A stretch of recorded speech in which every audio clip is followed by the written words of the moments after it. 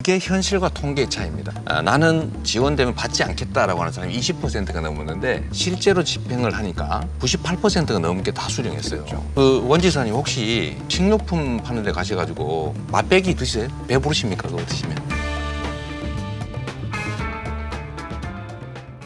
소수의 또는 선별된 사람들에게 도움을 주는 게 효과적이라는 말씀을 계속 하시는데 이게 현실과 통계의 차이입니다. 우리가 이게 이번에 재난 1차 지원금 지급할 때 정부에서 이거는 가난한 사람들 많이 줘야지 부자들한테 주면 안 된다라고 하는 사람들이 상당히 많이 있었고 나는 지원되면 받지 않겠다라고 하는 사람이 20%가 넘었는데 실제로 집행을 하니까 98%가 넘게 다 수령했어요. 그렇죠. 이건 뭘 의미하냐면 도덕적인 질문을 할 때는 가난한 사람을 도와야지요. 당신은 재산이 많으니까 안 받아야지요 하면 그거 어떻게 양심상 받겠다라고 하겠습니까? 그건 질문에 대한 답은 도덕적으로 물으면 도덕적으로 답을 하는데 현실은 다른 거죠. 내가 세금을 내는데 나는 혜택을 못 보고 누군가 다른 사람이 세금 안 내는 사람이 혜택 본다라고 하면 있는 재원을 배분하는 데는 말하지 않겠지만 앞으로 이 재원을 신규로 만들어낸다고 하면 거부하죠.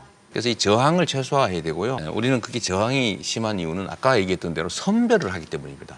기본소득을 누군가가 번 돈을 나눠 갖자 이렇게 이해를 하고 계신 것 같은데요. 그게 전혀 아니고 기본소득의 기본적 개념은 우리가 모두가 가지고 있는 공유 자산으로부터 자동적으로 생겨나는 것들은 모든 구성원이 공평하게 가져야 된다 이겁니다.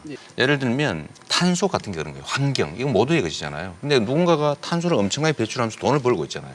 데이터는 우리가 만들잖아요. 오늘 제가 차를 타고 오지만 그 자체가 데이터가 돼서 누군가가 돈을 벌고 있지 않습니까?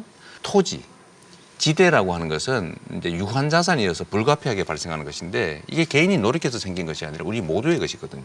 그러니까 토지에 대해서도 일정한 불로소득은 우리 구성원 모두가 가질 필요가 있다. 이게 누군가가 번 걸 뺏어서 나누자 이런 개념이 아니고 우리 모두가 가진 공유 자산으로부터 나오는 공동의 가치, 우리 모두의 것을 나누자는 것이기 때문에 부자는 빼고 가난한 사람은 주자라고 하는 것은 기본소득의 기본적 개념에서 좀 벗어나는 것이고요. 두 번째로 이 말씀을 좀 드리고 싶은데 우리가 가야 할 길이 대체 뭔가 일 열심히 하고 능력 있는 사람이 많이 가지는 건 당연하다. 그것도 정도가 있는 거죠. 지금 아까 우리 교수님께서 말씀하신 것처럼 손으로 꼽을 몇 사람이 인류의 절반이 가지고 있는 자산을 가지고 있어요. 이런 사회가 미래가 있겠느냐.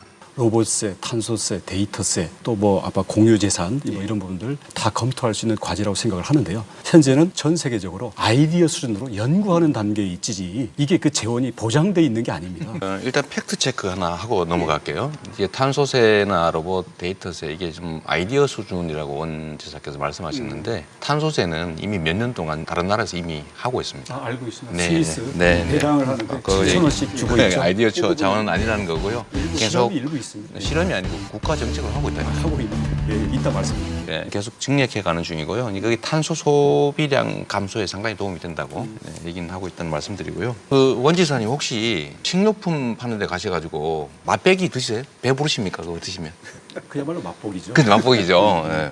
그래서 그게 이 맛있구나 하면 그때서야 그걸 사시잖아요. 그죠? 이 기본소득도 마찬가지입니다. 저는 최종 목표를 월 50만 원 정도 이제 기초생활수급자에 맞추자 이 정도가 이제 장기 목표인데 저희는 한 20년 정도 후 빠르면 한 15년, 20년쯤 후에 50만 원 정도를 하면 정말로 30만 원이 없어서 세모녀가 자살했다 이런 얘기는 사라질 수 있는 사회가 된다라고 생각합니다. 정책이라고 하는 것은 복합적 효과가 있어야 되고 세금을 내는 사람이 이게 정말 나한테 도움이 되는구나 라고 생각해야 지속 가능성이 있죠.